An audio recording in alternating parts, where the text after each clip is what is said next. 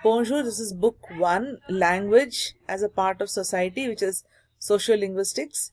So, language as a part of society forms basis for understanding it as a function of societal norms, cultural practice, identity issues, as also policy interventions. Write an essay highlighting the above ideas and how sociolinguistics becomes fundamental to understanding human communication. Language is not just a way to speak or write. It is a powerful tool that connects people, builds communities, and shapes identities. We do not use language in isolation. We speak differently in school, at home, with friends, or in religious places. These changes show that language and society are deeply connected. This relationship is studied in a field called sociolinguistics. It looks at how language is used in social contexts, how it reflects cultural norms, shows identity as is affected by political policies. Sociolinguistics help us understand how human communication works in real life, not just in grammar books. Language and societal norms. Societal norms are the unwritten rules of behavior in a society. These norms affect how we speak. The societal norms: how loud we are, what kind of words we use, how polite or formal we sound. So, in a classroom in Kerala, students speak English with their teacher but switch to Malayalam with their friends. With elders, they use respectful language, but with classmates, it is more relaxed. These changes reflect social expectations about how to speak with different people.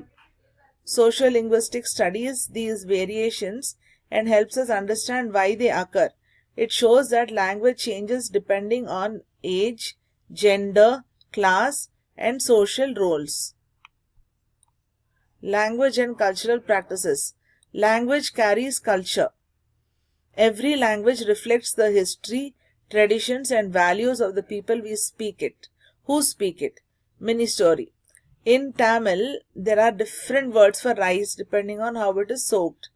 Arisi, that is raw, sadam, which is cooked, kanji, which is porridge. This reflects how central rice is to Tamil culture. In contrast, in English, rice is just one word. Languages also have unique sayings, proverbs, and metaphors. For example, in Japan, politeness is deeply embedded in the language through honorifics. In African cultures, storytelling and oral traditions influence language forms. Sociolinguistics studies how such cultural patterns shape the way people use language. It shows that language is not only for communication, it is also to express a way of life. Language and identity.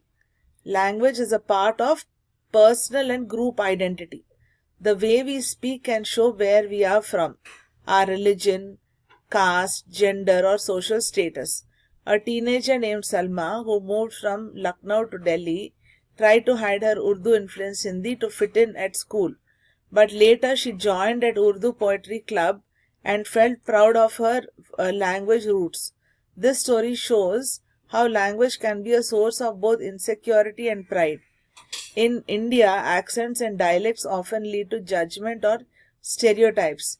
People who speak in rural dialects may be seen as less educated, which is unfair. Sociolinguistics helps challenge these ideas by showing that all varieties of language are valuable and meaningful. Language and policy interventions. Governments often try to control or shape language use through policies. These policies can include choosing official languages, promoting national unity through language, encouraging or banning minority languages, making rules for language in education and media. In India, the three language formula was designed to promote national unity and regional identity. Students learn a regional language, Hindi and English. While the aim was unity, in practice it caused tensions in states like Tamil Nadu, where people oppose the imposition of Hindi. Sociolinguistics study the impact of such policies.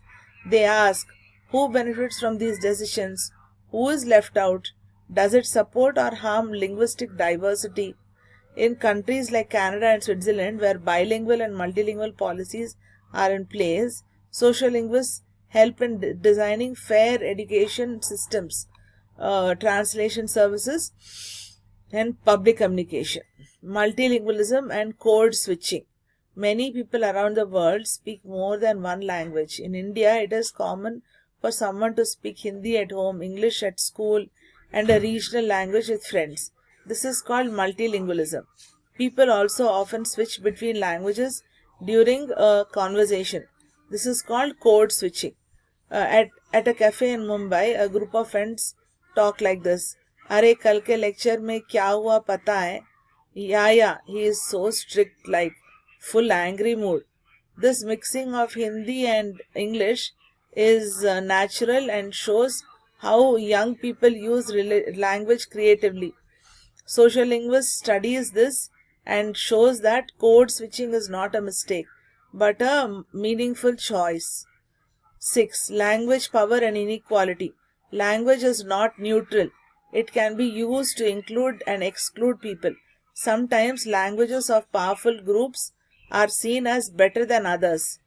A boy from a tribal village in Jharkhand is mocked for his accent in school. Though he is smart, he is seen as less educated because he speaks Sadri, a minority language. This is where language and power connect. Sociolinguist studies how language attitudes affect education, employment, and social status. It encourages policies that support linguistic justice. Conclusion: language is deeply tied to society. It reflects how we live, what we believe, how we see ourselves, how we treat others. It carries social norms, cultural meaning, and identity. It is shaped by power and politics. Social linguistics is the key to understanding this complex picture. It does not just study words or grammar. It looks at real people using real language in real life. In a diverse world like ours, especially in multilingual societies like India, social linguists help us respect linguistic diversity, make inclusive language policies, understand how communication works in different cultures, promote quality through language education. Ultimately, social linguistics teaches us that language is more than communication. It is a mirror of society.